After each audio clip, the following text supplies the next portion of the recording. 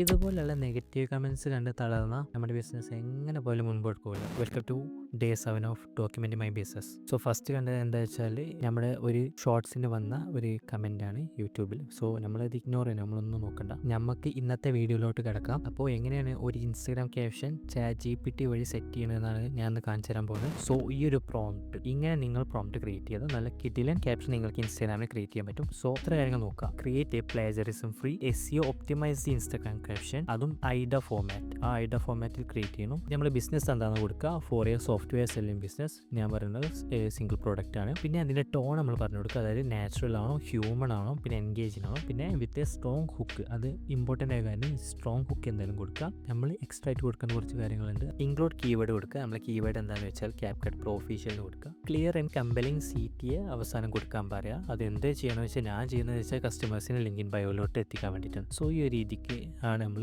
ഒരു prompt create ചെയ്യേണ്ടത്. വീഡിയോസും കാര്യങ്ങളും മിസ്സാവാതിരിക്കാൻ നിങ്ങൾ ഫോളോ ചെയ്യുക, സപ്പോർട്ട് ചെയ്യുക.